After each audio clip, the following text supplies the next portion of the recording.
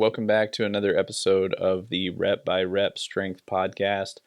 Today we're going to get into a little bit more of the nuance of training. And, these are the major things that you need to consider. And, we're going to look in detail a little bit more about these. So, first and foremost, what are your goals?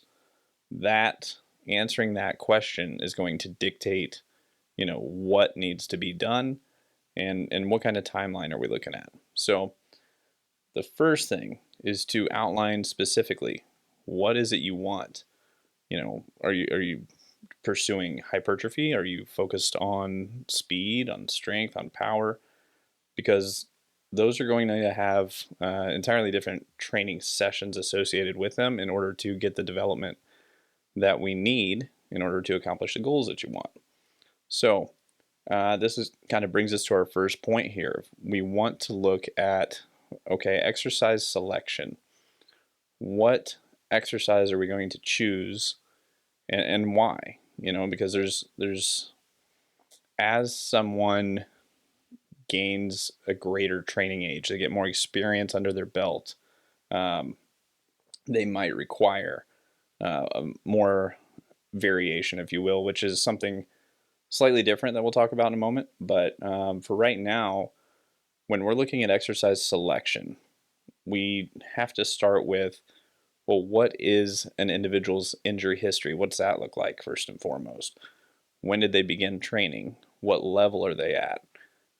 What kinds of things do we need to work around? And I think a lot of people get hung up in this mindset of thinking that there are magic exercises that they have to do. And I tell guys this all the time. There's no magic exercise that says you must squat, you must bench, you must deadlift. There's a ton of variations of those that we must do. And I work with a lot of folks who they have shoulder problems, back problems, whatever, and they can't barbell back squat. So it would be not in their best interest to force them to back squat. So for some of these guys, maybe a goblet squat's more appropriate, or a front squat, goblet squat, Zercher, whatever. And for a lot of folks, belt squats are outstanding. So we really have to kind of dig in a little bit there to figure out, okay, well, what are the limitations that an individual has? Because yes, we want to check the box on these basic human movement patterns. And when I say that, what I'm talking about is, everybody in some capacity should be able to do some form of squatting, some form of deadlifting, a form of pushing overhead, a form of pushing things away from them horizontally, a form of pulling something towards their body horizontally, a form of pulling their body towards an object, i.e. a pull-up or a lat pull, and then all sorts of carries. So that's what I'm talking about when I start, you hear me say, well, what are these basic human movement patterns? That's generally what we're looking at. So that can be further subcategorized, if you will, into both bilateral components and unilateral components. And we can dig into, okay, well, there's some rotational stuff that we should probably do. Sure. Yeah, that's great. But by and large, that's where we're going to produce the most force, or how we're going to produce the most force, is by getting a good foundation of strength.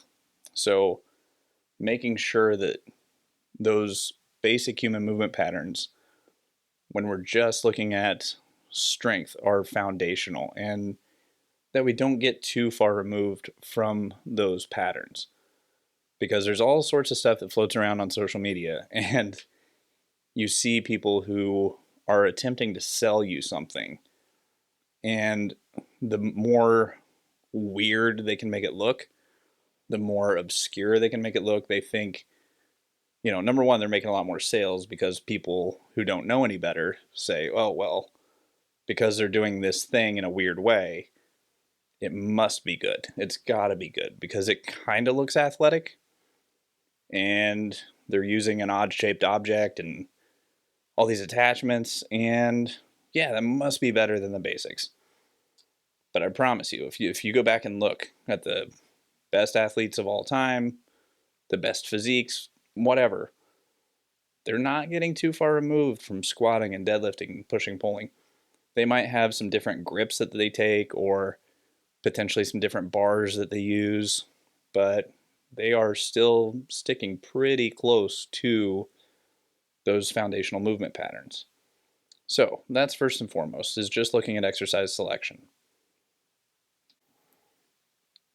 Okay, now as we look at the second one here, when we're looking at exercise variation, why would we vary a pattern, or why would we vary an exercise rather? A lot of times people will introduce variation far too soon, and they'll introduce variation just simply for the sake of variation. So what I mean here is someone may choose to go with a front squat instead of a back squat before they've exhausted the capabilities of the back squat. So a lot of times when as long as you have a good reason and rationale why you're introducing this variation and you have an appropriate training age, then the variation begins to make a little bit more sense. But a lot of people, especially the younger training age folks, because you have training age, you have biological age. So biological age is obviously how old you are, but training age wise, you look at that and you say, okay, well, when did you begin training? And, I didn't start training until I was 18, but I didn't really know what I was doing until I was 22. So I would look at that right now and say, okay, well, my training age is more like 16, right? So that's what I'm talking about when I say, biological age versus training age. So anyway, younger training age folks tend to switch things too much too soon before they've really pushed it to the limit with their squatting and deadlifting and pushing and pulling. And again, it kind of comes back to this shiny object syndrome of they see all this stuff on social media and they think, oh man, well, this variation's got to be better. But in reality, it's not. It comes down to get more skillful with the movement itself.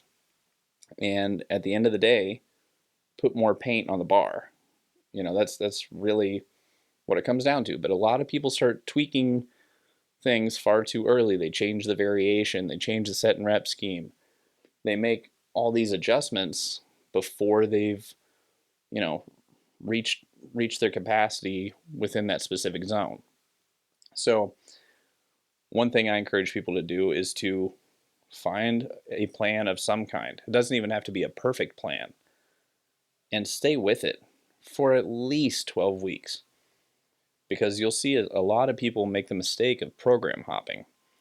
And what program hopping is they see a plan, wherever online, what one of their friends is using or whatever, and they'll try it out for 2, 3, 4 weeks, and then they'll get bored and do something else. And they'll pick a plan at random, or pick a plan that has entirely different goals in mind. And now your body hasn't had time to adapt to the original plan in the first place. So make sure that you're varying your exercises when appropriate. So I generally will add variation in there for 2 reasons. Number one, I'll add variation in for individuals who are very experienced and have been training a long time, have been training hard a long time. And, it's good to make some tweaks here and there because we don't want overuse issues and we want to prevent staleness and things like that. Which brings me to my next point. Variation with people who are very consistent is important to introduce if an athlete or individual needs variation in order to stay interested. And what I mean by that is there's some athletes who are just of the personality type where they get bored incredibly quickly. So if they're bored, they're not going to put out and train hard like we want. So then it becomes, okay, well, what can we do in order to keep them interested in the task at hand so that they'll train at the level that we want them to train? So those are kind of the two scenarios where I will start adding variation in, because at the end of the day, a lot of training is fairly boring. Like you have, squats, deadlifts, pushes, pulls, carries, Olympic lifts, and then some throws, and that's the bulk of your training. At least it should be, especially if you're training for strength and power. If you're training for bodybuilding purposes, that's a different world that I'm not as interested in. But if you're talking speed, strength, power, what I just mentioned is where you're going to want to spend the bulk of your time. So now, when we're looking at, okay, well, how much of this stuff do I do? Now we're getting into the volume question. So when we're looking at volume, how I look at it, especially when we're dealing with speed, strength, power, is this is just answering a question of how do we want to distribute the training volume within the week and month and year. So this is where we get in the concept of periodization. Periodization, by definition, is just the cyclical arrangement of volumes, intensities, and training exercises. Okay, so when we're looking at volume, I don't start looking, like really recording reps, if you will, until we hit at least 60% of 1 rep max on our barbell movements. Now, with volume, you also want to track your plyometric contacts. And if you're doing any kind of speed work, distance work, you'd want to track some, how much distance did you do, how many sets, things like that, above a given, perception of effort, RPE, rate of perceived exertion. So that's not to say that, things below 60% of 1RM don't matter. They do. Excuse me. It's just a matter of, that's when I really get interested in tracking more of the reps there for my clients and athletes I work with. So that kind of brings up the discussion of the force velocity curve, where if you look at it and you say, okay, we've got a continuum, if you will. So on the left side of the continuum, you have completely unloaded movement. Okay, so we're just looking at, someone doesn't have any kind of external load. How high can they jump?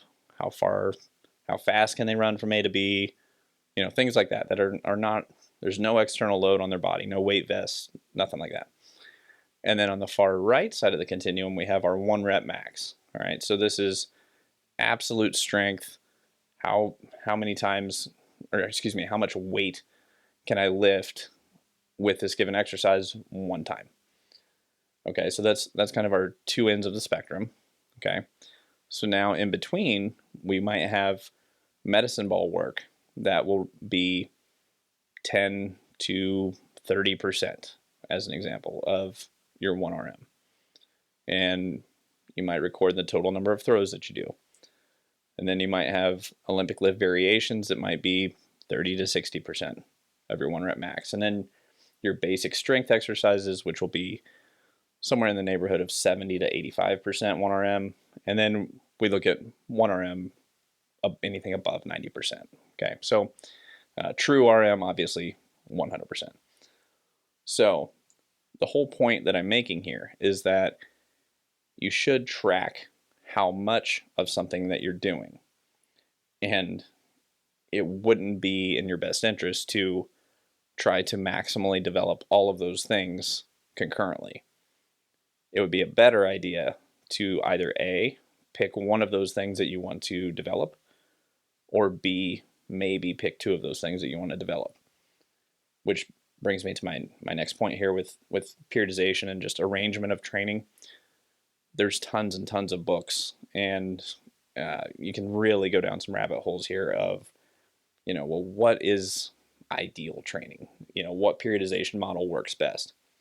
And here's the problem, is that all periodization models work assuming that someone's working incredibly hard and doing their recovery that they need to do in terms of getting plenty of calories, getting plenty of sleep, that kind of thing. So they're all going to work, whether you're looking at, just as an example, block periodization, linear, concurrent, conjugate, et cetera, et cetera. All of these things work. It's just, whatever coach you're working with, what's their preferred method? So, and there's different reasons and rationales why you would use block periodization in a certain scenario versus linear versus whatever else. So it's not so much getting married to, nope, I only train this way. They all work, and they can all work very, very well. So I've experimented with all these models with different athletes at different times, just to see, what is the response that I'm going to get. So anyway, when we're just looking at volume, how do we want to distribute?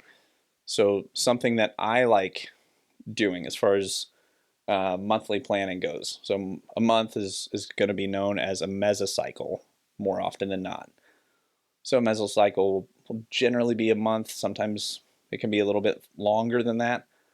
And what I like to do is we say, okay, well, week 1 is kind of an adjustment phase where we're getting used to what we're going to do within this training block.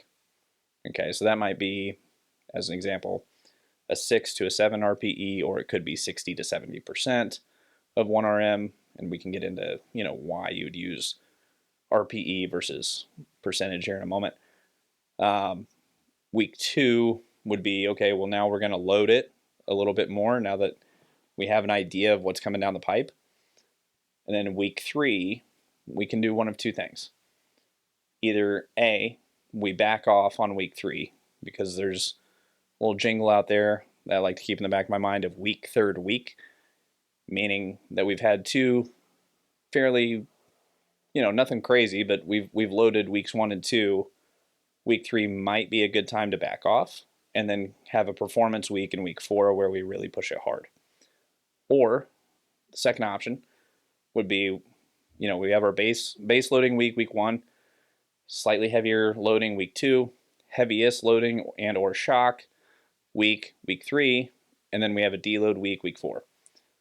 Deload, the little jingle there is deload to reload. And for highly competitive people, they might push back and say, well, why would I do a deload? That's stupid.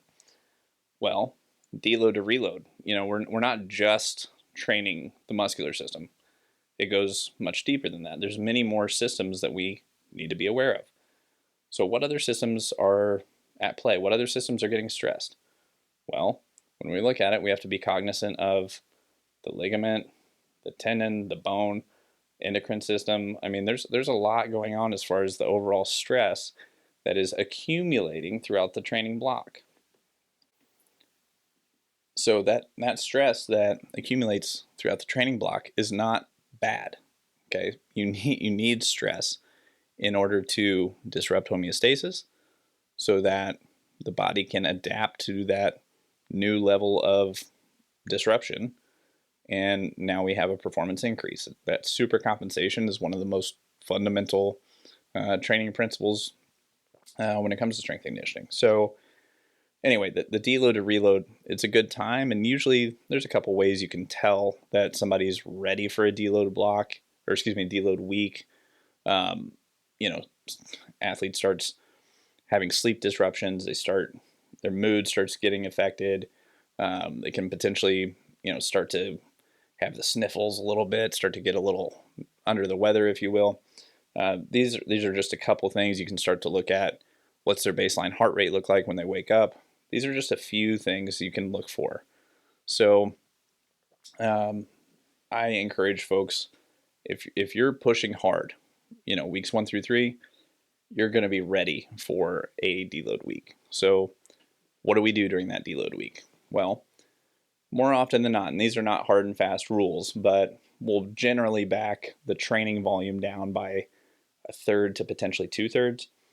And I still stay relatively heavy with the folks that I train, and we just back the intensity down 10 to 15%. That's about it. So there's books written on, deloading and how to do it many different ways. A lot of people have different opinions on it. But by and large, just understanding the concept, the idea of it right now. So, and especially if you're not doing it, I'd encourage you to give it a try. See what happens. You're not going to lose your gains. People are all worried about losing their gains. They're, as soon as I don't train, then stuff's just going to go away and I'm going to wither up into a small person and have no muscle mass and stuff. That's just not the way it works. You're going to retain these qualities, these training qualities for far longer than you think. Some things I've seen from Vladimir Shurin, and Anatoly Bondarchuk, they're talking about, you're going to retain, strength and aerobic qualities for 25 to 35 days. So straight out of the textbook, it'll say 30 days plus or minus 5. So taking a back down week or a deload week, you're not immediately going to lose all the hard work you put in. So that's kind of how I go about kind of introducing this concept of volume and then how we organize and arrange it. So now when we're talking about intensity, what's intensity mean exactly? Well, strictly speaking, intensity, we're talking about weight on the bar, okay? Now, we can have some variation of that a little bit in terms of, well, which training day of the week is it? That's going to affect someone's perception of the intensity, because the body is dynamic. It is constantly changing. It's just not this static thing that's, it's not as easy as just, we have just inputs and outputs. It's not this binary system like that. There's far more at play, things that we can't even put our finger on all the time and exactly explain why the body's responding the way it is. But the point is that within the training week, fatigue starts to accumulate. So depending on, your order of training, if you, change your training days, that can make the same squat that you did last week on Monday, if you flip it to a Wednesday now, that can make that same squat workout feel a ton harder, because now you have fatigue accumulating from a couple days. So when we're talking about intensity, we're talking about, okay, well, how much weight's on the bar? That's at the core of it. But also, what's the session intensity? You could even look at what's the weekly intensity. So these are, yes, you can have your subjective and objective measures. We can quantify this stuff in terms of, exactly how much weight's on the bar for a given set and rep scheme. Or we can say, well, from an intensity standpoint, from a subjective standpoint, how do you feel today? And there's a lot of debate about this concept right now as far as RPE versus percentage based, and I'll give you my 2 cents on that real quick. So the way I look at it is there are 3 fairly popular methods for evaluating, how hard you're pushing or what your intensity level's at. Okay, so number 1, we have percentage-based training. Okay, percentage-based training works, and it works extremely well. It works really, really well when you have complete control over an athlete. So if someone's a professional athlete, they live at a training center, they have no stress as far as family goes, they have, all their meals are catered to, they have professional masseuse, all this stuff. Yep, percentage works awesome. But here's where I kind of have a little pushback here, is the majority of people are not professional athletes, obviously. And they, if we're basing our next 4, 6, 8, 12 weeks or whatever off of someone's 1 RM, and then we're basing all that off the percentage off that 1 RM, here's 2 scenarios where I've seen problems in the past with people.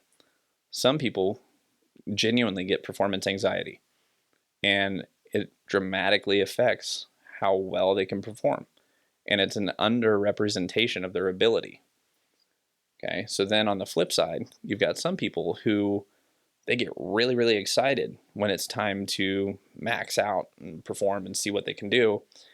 And in both scenarios, what happens is, the way I see it is, you kind of have a false representation, if you will, of 5% plus or minus.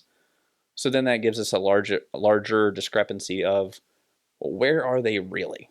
So that's my problem with the 1RM if we're basing the next 6, 8, 12 weeks or whatever off of just that one test day.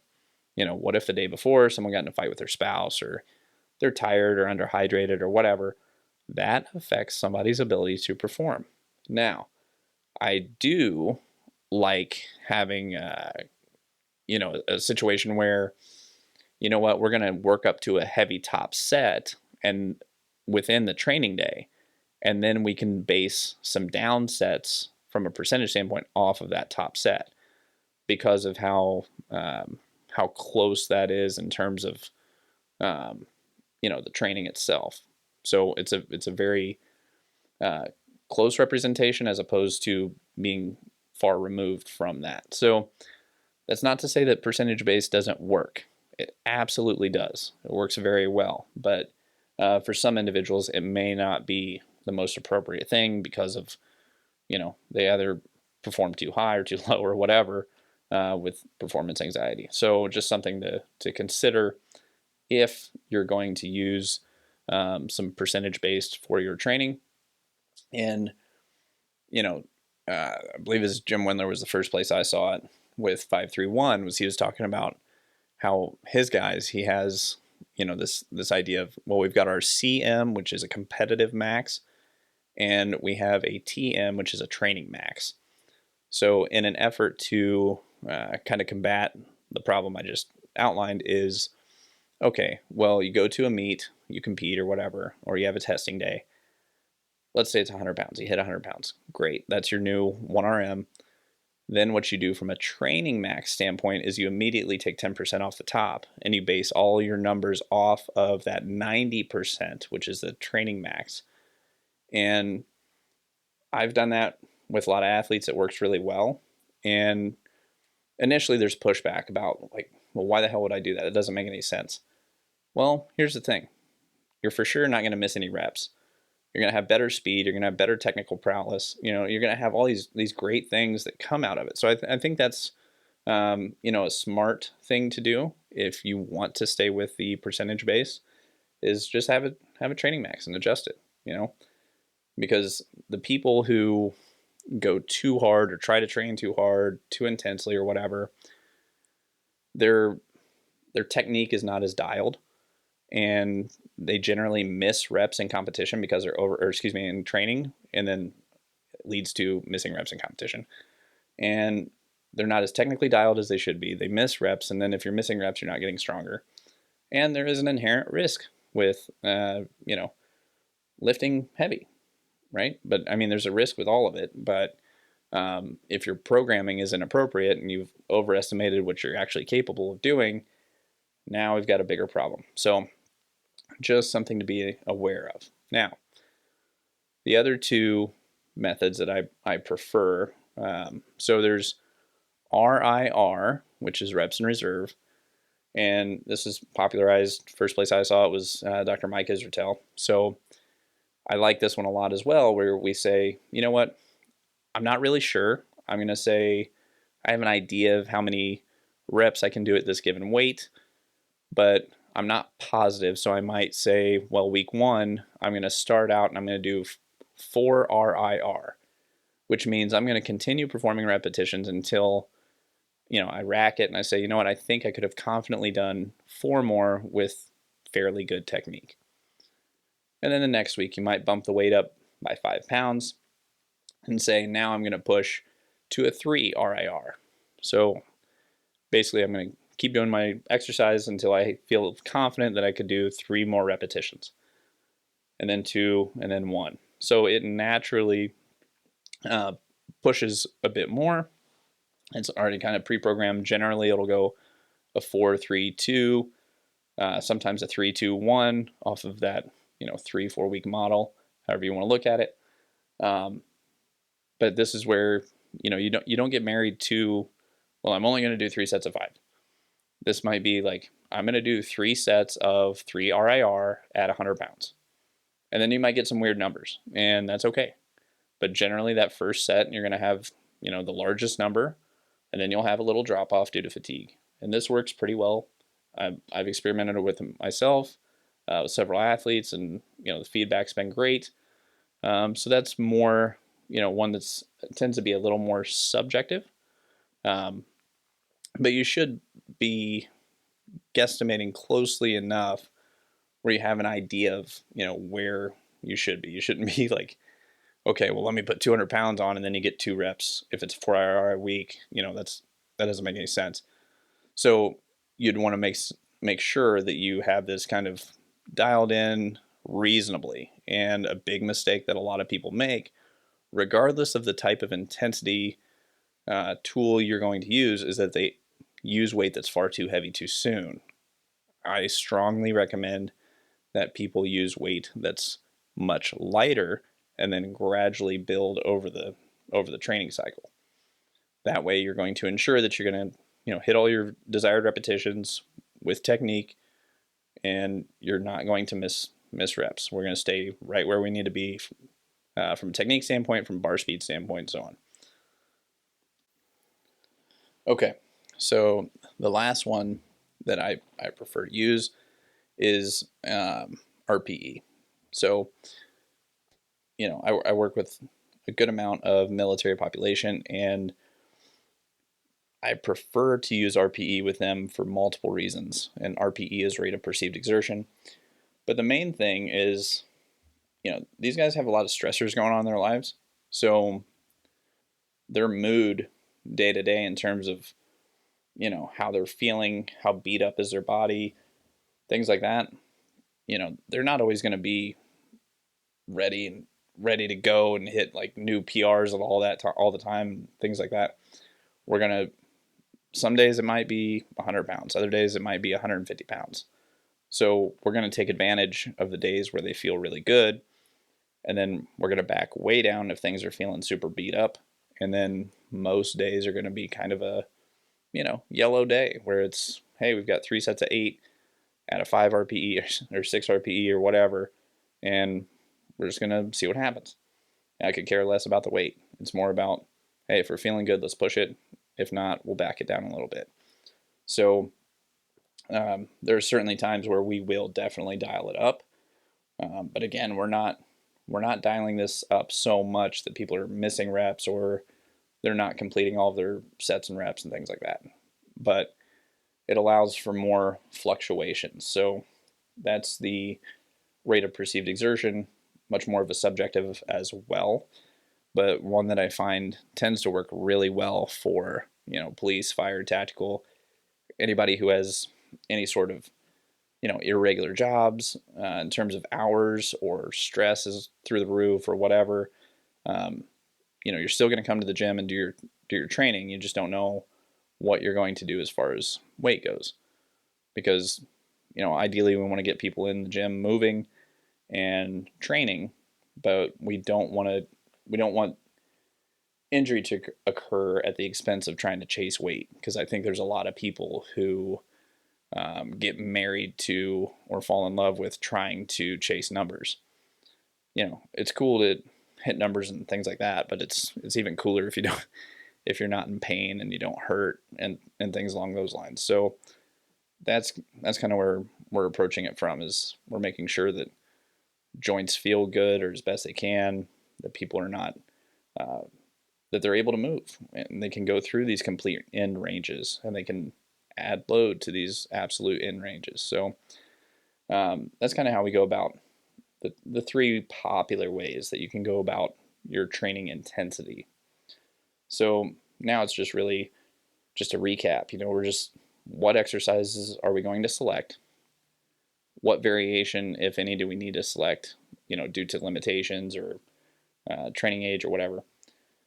And then how do we want to distribute the volume within the week? So with that, if somebody's only able to come in twice a week versus 4 times per week, then we can adjust how much volume we're doing within each session.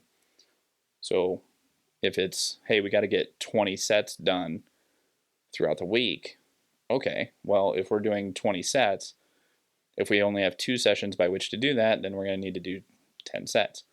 If we have 4 sessions, now we have 5 sets that we got to do within those 4 sessions. And there's reasons, and you can certainly argue, why one's quote unquote better than the other.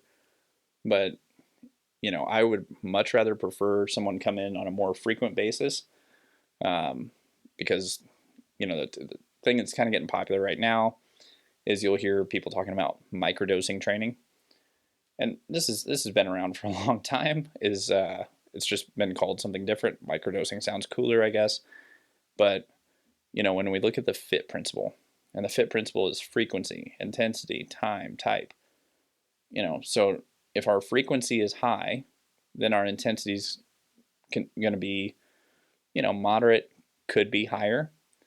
But if our frequency is lower, then our intensity can't be as high because we're going to do a bunch more volume within those 2 training sessions. So, again, not that one's more right or more wrong. It's just understanding, kind of the mechanisms at play and what's going on behind the scenes. So the whole point here is have some sort of plan that you're working off of, because far too often I've talked to people and I say, I see them come in the gym and it's the same conversation of, hey, what's going on? How you feeling today? What are you going to do? And there's so many people that come into the gym and they say, yeah, I don't know, I'm trying to figure it out. And that's the absolute wrong way to go about it. Is you want to have a game plan. You want to have a structure and a system that makes sense. You don't just want to walk in and try to figure it out on the fly. You want to follow something that is structured and systematic, that you can go back and look at the data over time and say, am I improving or staying the same? Am I getting worse? What's going on? So one final kind of piece we'll touch on here is just understanding the types of training that you'll be doing. Okay. So there's 3 primary types of efforts that you'll be putting in the gym in some capacity. Okay. So we've kind of touched on this a little bit, but now we're just going to define it a little more clearly. So the 3 efforts that we look at. Number 1, maximum effort. So just think of this as being something above 90% 1RM. Okay. Or, if you're going off of RPE, let's say something around an 8.5 to 9 RPE or whatever. Okay. That's another way you can kind of look at it. Just for your reference, most of the time RPE will be, it'll be a scale of 1 to 10. 1, you're laying on the couch doing nothing. 10's the hardest physical thing you've ever done. And there will generally be half step jumps. So meaning like, okay, 8.5 to 9, 9.5 to 10. And you can Google this and see exactly what I'm talking about. There's a bunch of charts out there. But we can just look at it and say, well, the RPE loosely corresponds to the RIR. So if we're at a 10 RPE, that means that we can do absolutely 0 RIR. There's no more reps left in the tank. If we go off of a 9 RPE, now we could potentially do 1 more, but it would be risky. That would represent a 1 RIR. Okay. So, and then it would just continue on from there. But anyway, back to the types of efforts you'll be performing in the gym. We have ME, which is max effort, generally above 90% in some capacity. Then from there we have sub-max effort. So more often than not, this will be something along the lines of 70 to 85-ish%. Okay. And then the final one that we'll we'll touch on is repetition effort. This is going to be more like 60 to 70%. Okay. Now, these are just loose guidelines, terms. These percentages can fluctuate a little bit. The RPEs can fluctuate a little bit, but more often than not, you should do all of these efforts within a week in some capacity. So if we had to assign rep counts to it, let's say the ME, the max effort, that's something along the lines of 1 to maybe 3 reps per set. And we're only going to do 1 to 2 sets of those. Excuse me. The sub-max effort, you may also hear that termed DE, like dynamic effort, because it's not max, right? We're looking at a 70 to 85% range, and that might be somewhere along the lines of 3 to 6 reps per set-ish. Okay, so that can be right around our SEDE work. And then finally, we're looking at the RE, the repetition effort. And this is more of like your general bodybuilding type work, which has value as well. And that might be more along, like if we're looking at reps, that might be, 8 reps plus. That can be all the way up to 50 reps in certain situations. So the idea here is that we're performing different lifts, and we have different ways of structuring and why we would use certain sets and reps and things along those lines. Now, this, for those who are super into this stuff, where I'm going to be going next is I'm going to talk about Prilepin's chart here, where if you just Google Prilepin's chart, you'll see this chart from A.S. Prilepin that talks about, he tracked these athletes over, I believe it's 20 years, maybe longer, in the old USSR, and, these were weightlifters that he tracked, and saying, okay, well, if we're in that 90% range, we're going to do 1 to 2 reps per set, and we're going to do something along the lines of 4 to 7 total repetitions. And then you can follow the chart and look into it a bit more. One of the major criticisms here with Prilepin's chart is that it doesn't give specifics. It gives fairly loose guidelines. Now, the thing to remember about this chart as you look into it is that you have athletes of the USSR who, for sure, documented they were on all sorts of performance-enhancing drugs. They had very, their lives were, hey, you're going to come here and eat at this time. Their lives were largely controlled. They had massages at this time. They had training at this time. So everything was extremely regimented. So when you're looking at any of the old USSR or Eastern Bloc literature, it's important to remember that their lives were controlled a ton. They had performance-enhancing drugs. They had everything taken care of and catered to them. They didn't have to think about, they didn't want them to think about anything other than just training. So the reason I bring that up is it's important to remember that you are not one of them in terms of the volumes and the training reps that are recommended in some capacity. So when I reference people to Prilepin's chart, I make sure to include that little backstory and say, hey, it might be a good idea here, if this is something that you're going to use as a reference, to cut the volume recommendations by about 1/3. So it's a useful tool, reference point, but it's not written in stone. It's not something that you have to follow. It's just, think of it like a loose guide, okay? So I'll give you 2 kind of ideas, game plans, because if we get into the specifics, that's going to be situation dependent, person by person. Whereas this is going to be loose guides of, hey, what could a 3-day-a-week, 4-day-a-week model look like? So those of you who are, familiar with Westside Barbell, conjugate method, concurrent method, I really like their 4-day-a-week model.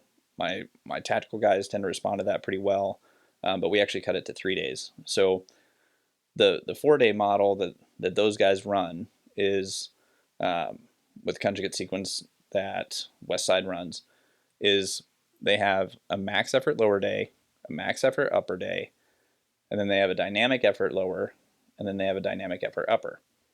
And there's a ton more nuance to that, but that is essentially their game plan, okay? And think of it like this.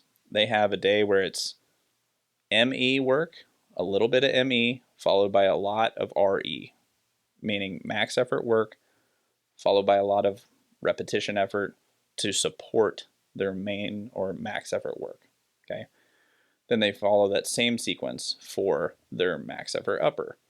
It's max effort upper work followed by a lot of repetition effort work. Then their other days, their DE days or dynamic effort days, it's a lot of submax effort or dynamic effort work followed by a lot of repetition effort work, okay? And then same thing for whether it's, whether they do lower first or upper first, and then they come back and do the other one the next day. So that's kind of their structure. So I like that. It works very well, assuming that you're recovering properly, you're getting enough calories, you're not drinking a ton or, doing anything like that. Like if that's your goal, and that works in your schedule, keep in mind that these guys are getting in a ton of volume and they're training less than an hour a day. They're not in the gym for like 2 hours and some of the stuff that I see on social media. These guys are in and out in about an hour. So they're pushing tempo pretty quick. Now, for my tactical guys, I really like the following model that I'm going to go over. So we have a max effort lower, a max effort upper, and then we have a dynamic day. Okay, so what this looks like is, let's assume this is a Monday through Friday. We have max effort lower where, these guys go through a comprehensive warm-up and all that stuff. And then this is where we can kind of flow a little bit and say, okay, we'll generally alternate week over week. And we say, okay, you know what? On your A weeks, you're going to squat. B weeks, you're going to deadlift. And you're going to push heavy up to one top set of a 9 RPE. And for the more experienced guys, there's a lot more variation involved. For the guys who are a little bit newer, we're going to stay with the same exercises and just focus on putting a little bit more paint on the bar week over week. And then from there, we move into their supplementary movement, and that is a very close variation of their primary. And we think about, okay, well, what's going to enhance their primary? And then from there, we do some repetition effort work, and that is generally going to be, some abs and hamstrings and some low back work, and that's it. So those guys are in and out in about 45 minutes. Then Tuesday is going to be some sort of, zone 2 easy type work in terms of we're not going to push it. We're just going to back way, way down. And then on our Wednesdays, that's going to be more of similar type concept as Monday, but we're going to have a max effort upper. And especially with tactical population, I don't really like to go heavy horizontal. These guys have done enough push-ups in their life where they're tired of it and they're just not interested in going heavy horizontal. And we have to look at any kind of imbalances or overuse issues they have from doing so many push-ups over the years. So more often than not, we'll do some overhead work, and then we will do some volume for horizontal, in terms of like, it might be some slower eccentric dumbbells, just as an example, but we're not going to push a ton of volume for them on that variation. Now, if they're pain free and they don't have any issue, great. And then we'll do a lot of pulling to correct the imbalances. And these guys haven't done weighted chin-ups before. They haven't really pushed heavy rows. We'll do a lot of carries, things like that. So again, that's going to be kind of our Wednesday, what that looks like in terms of we're, again, in and out in about 45 to an hour. Thursday will be one of two things. Thursday will either be some sort of interval work, some sort of specific conditioning, or if they're smoke from the week, or they're tired, or they just need some movement, then that's going to be our day where we'll do a little bit of zone 2, and then we will, do some yoga, do some Pilates, hop in the hot tub, cold plunge, sauna, things like that, and then it's going to be pretty chill. Or on the flip side, if they're feeling good and they're ready to go, we might do some bike intervals and things like that, and flip the script that way. So it kind of depends on how the individual's feeling. And then the final day of the week on Friday, it's going to be our Ricky Bobby day, where it's going to be our dynamic effort day of I want to go fast. So we're going to do all sorts of jumping variations, throwing variations, Olympic lift variations, and that's it. Maybe some sled sprints with some super lightweight, get some competition going in the weight room, but that's generally our week, and that tends to work really well, not just for tactical, but it's one where we have the exposures that we need. We're checking all the boxes in terms of the patterns. It's spicing it up enough where people are staying interested, and they're not spending all day in the gym. Again, I think that's a huge mistake, that people make, is they're in the gym forever, and then you ask them, and they'll brag about it on social media about like, well, I was in the gym for 2 hours today. Yeah, man, like your actual training time was probably 20 minutes. The rest of the time you were working on some sort of, social media post about how you're spending 2 hours in the gym. So my point here, make sure you're just examining these things a little bit more detail in terms of selection, variation, volume, and intensity. And then ask yourself, what are your goals? What exercises do I need in order to get there? And the answer to that is close variations of squat, bench, dead, push, pull, carry. Then how much in terms of the volume do I need? And my recommendation there would be start with less than you think, and then gradually titrate up. And the analogy I give here is, if somebody comes to me and says, hey, I have a headache, I'm going to give them 1 aspirin and then wait and see how they're feeling. And then if they say, hey, yeah, obviously 1 aspirin didn't do it, I need another one. Okay, cool, I'll give you a second aspirin. If 2 aspirin fixes the problem, cool. It looks like 2 was the proper dose. Versus what a lot of people make the mistake of doing is they'll just go in with far too much too soon. They might jump in with 20 aspirin. And then, great, yeah, I don't have a headache, but now I've got a whole bunch of side effects, and I don't know at what point the dose was enough. Okay, so with training volume, start low, gradually titrate up, and then you will find at some point you're just not going to recover. And then that's when you start looking at it and saying, okay, you know what? When I do more than 12 sets in a session, that is too much. And I just can't recover from that. And I would also contend that if you're doing the more sets that you do, that tells me that that's less intense of a session, because the intensity can't be maintained over a super high volume session. So this is where you kind of get into it of like, well, Arnold used to do 30 sets per session. Great. 99.9% of us are not Arnold. We also are not eating perfectly, not recovering perfectly, et cetera, et cetera. But just to play devil's advocate there, if we're going to pick outliers, go look at Mike Mentzer, go look at Dorian Yates, and those guys were only doing 4 to 5 sets in an entire session sometimes. And they got great results. So my point is the volume is going to be dependent person to person, and the way you monitor that is you can start looking at sleep disruptions, mood. You can start looking at, what's the weight on the bar doing? How do I know when volume's getting to be too much or not enough or whatever? So it's going to be dependent person to person, but more often than not, somewhere like the recommendations right now for volume in terms of sessions within a session is going to be somewhere in the wheelhouse of 10 to 20 sets per session. I tend to shoot on the lower side and then gradually titrate up So, and then with the intensity, if we're looking at weight on the bar, well, what method are we going to use to gauge intensity? Are we going to look at percentage based? Are we going to go RPE, RIR?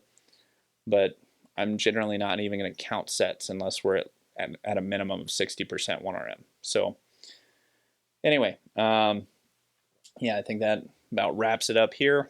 If you have questions, please drop me an email, travis@dhpcoaching.net.